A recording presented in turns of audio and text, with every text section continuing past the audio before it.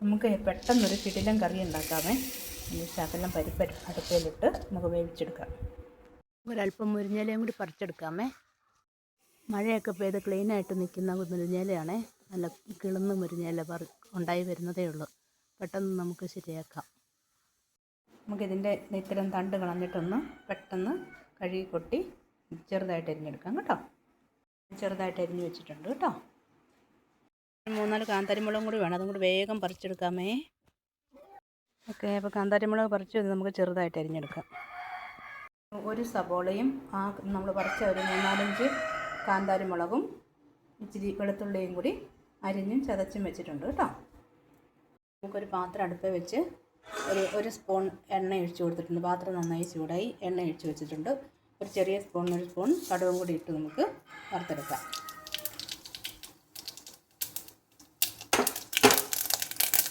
Okay, കടുക് പൊട്ടിയതിന് ശേഷം നമ്മൾ അരിഞ്ഞ് വെച്ചിരുന്ന വെളുത്തുള്ളിയും കാന്താരിമുളകും സവോളയും കൂടി ഇട്ട് നന്നായിട്ട് സ്വല്പം അപ്പോൾ നമ്മൾ ഉള്ളിയൊക്കെ നന്നായിട്ട് മൂത്തിട്ടുണ്ട്.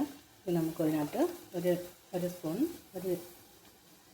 പകുതി സ്പൂൺ മഞ്ഞൾ പൊടി ഇട്ട് കൊടുക്കും.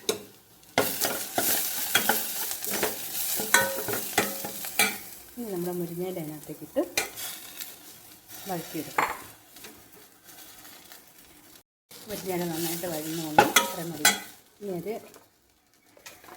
1/4 സ്പൂൺ കുരുമുളക് പൊടിയും കൂടി ഇട്ട് ഒരു 1/4 സ്പൂൺ ഉപ്പ് ആവശ്യത്തിനും കൂടി ഇട്ട് ഒന്നുകൂടെ ഇളക്കണം. നമ്മൾ പരിപ്പ് വേവിക്കാൻ പറ്റുന്ന പരിപ്പ് വെന്തിട്ടുണ്ട്. ഇനി ആ പരിപ്പ് നമുക്കിതിനകത്തേക്ക് ഇട്ട് കൊടുക്കാം. ഞാൻ അതിനകത്തേക്ക് ഇട്ട് കൊടുത്തിട്ടുണ്ട്. ഇനി നമുക്കത് ഇളക്കി യോജിപ്പിച്ചെടുക്കാം. അപ്പോൾ ഞാനത് ഇളക്കി യോജിപ്പിച്ചിട്ടുണ്ട്. അപ്പോൾ നല്ല ആരോഗ്യകരവും രുചികരവും എളുപ്പം ഉണ്ടാക്കാവുന്നതുമായ ഒരു കറിയാണ്. നിങ്ങൾ രാവിലെ നിങ്ങൾക്ക് ചപ്പാത്തിക്കൊക്കെ കറിയില്ലെങ്കിൽ പെട്ടെന്ന് ഇങ്ങനെ ഉണ്ടാക്കി നോക്കാവുന്നതാണ്. ഇപ്പം മുരിങ്ങയിലയും ഇട്ട കറി റെഡിയാണ്. ഇത് രുചികരമാണ്, ആരോഗ്യകരമാണ്. എല്ലാവരും അവനവരുടെ വീട്ടിലൊരു മുരിങ്ങ നട്ടുപിടിപ്പിക്കുക. കാന്താരിപ്പൊടി അതുപോലെ ചെറിയ തോട്ടം ഉണ്ടാക്കുക. നമുക്ക് പെട്ടെന്ന് കറിക്ക് ആവശ്യം വരുമ്പോൾ പുറത്തേക്ക് ഓടിപ്പോയി മേടിക്കേണ്ട ആവശ്യമില്ല. വീട്ടിൽ തന്നെ ഉണ്ടാക്കിയെടുക്കാം. അപ്പോൾ ഇന്ന് ബ്രേക്ക്ഫാസ്റ്റ് റെഡി. ഓക്കെ, കണ്ട എല്ലാവർക്കും നന്ദി. കാര്യം കൂടി ഓർമ്മിപ്പിക്കാം. ഈ മുരിങ്ങയിലയും പരിപ്പും കൂടി ഒരുമിച്ച് വെള്ളത്തിലിട്ട് വേവിക്കരുത്.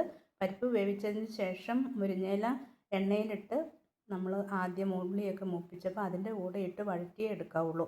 എന്നെങ്കിലേ മുരിങ്ങയിലയ്ക്ക് അതിൻ്റേതായ രുചി കിട്ടുള്ളൂ.